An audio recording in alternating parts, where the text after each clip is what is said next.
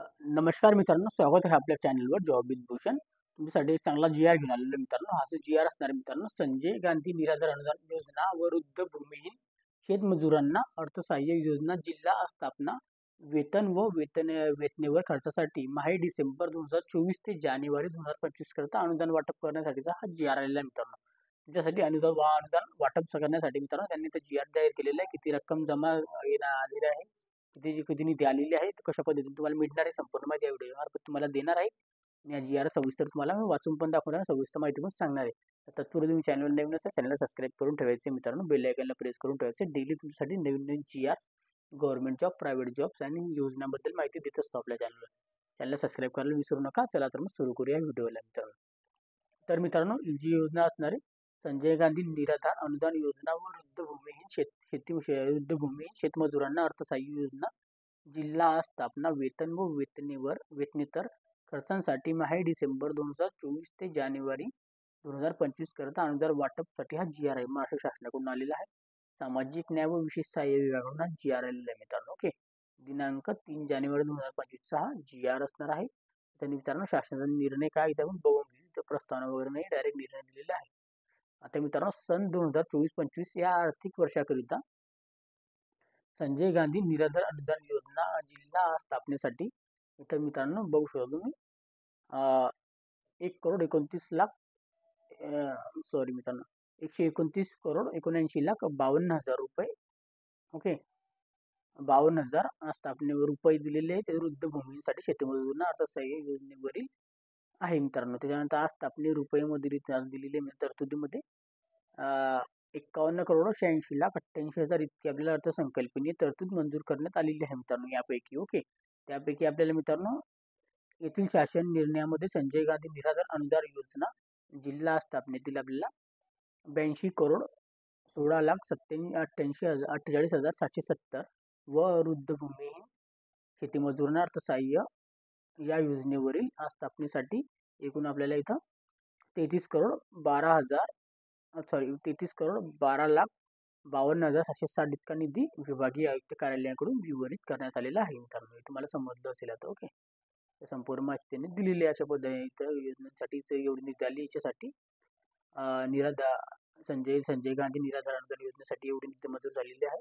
आणि त्यानंतर आपल्याला वृद्ध भूमीसाठी मित्रांनो एवढी निधी मंजूर झालेली यापैकी. ओके, यापैकी आपल्याला त्यांनी एवढी निधी यापैकी एवढी निधी दिलेली आहे आता. ओके, असं सांगण्याचं इथं सांगितलेलं आहे त्यांनी. ओके, आता मित्रांनो, वित्त विभागाने मंजूर केलेल्या अर्थसंकल्पीय तरतुदीतून संजय गांधी निराधार अनुदान योजना जिल्हा स्थापनेसाठी 18,32,69,60,30 रुपये. ओके, इतके आपल्याला इथं फक्त वृद्ध भूमी शेतीमजुरांना अर्थसहाय्य या योजनेवरील स्थापनेसाठी इथं मित्रांनो दिलेली आहे 7,27,27,00,000 म्हणजे 1,260 रुपये एवढी निधी भीष्म प्रणालीद्वारे आपल्याला वितरित केली आहे मित्रांनो. ओके, सदरून निधी सर्व विभागीय आयुक्त कार्यालय डिसेंबर 2024 जानेवारी 2025 या कालावधीकरिता एक वेतन, 6 दूरध्वनी, वीज व पाणी, 11 प्रवास खर्च, 13 कार्यालयीन खर्च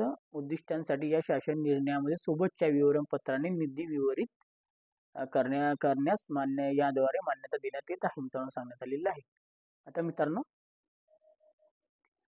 सर्व विभागीय आयुक्त यांना कळवण्यात येते की त्यांनी यासोबत जोडलेल्या विवरणपत्र अ व ब प्रमाणे वितरित केलेल्या अनुदानाचे वाटप त्यांच्या आधिपत्याखालील जिल्ह्यांच्या त्यांच्या आवश्यकतेनुसार करावे. जिल्हाधिकारी त्यांना जिल्ह्यातील तालुक्यांना अनुदाने व आवश्यक वाटप करावे सांगण्यात आलेलं आहे. ओके, त्यानंतर इथं सदरून आपल्याला वितरित अनुदान संजय गांधी निराधार अनुदान योजना जिल्हा स्थापनेसाठी मागणी क्रमांक वगैरे तर दिलेले अशा पद्धतीने सर्व जिल्हा अधिकाऱ्यांना कळवण्यात येते की त्यांनी खर्च कोणत्याही परिस्थितीत त्यांच्याकडे सुपूर्द करण्यात आलेल्या अनुदानापेक्षा जास्त होणार नाही याबाबत दक्षता घ्यावी.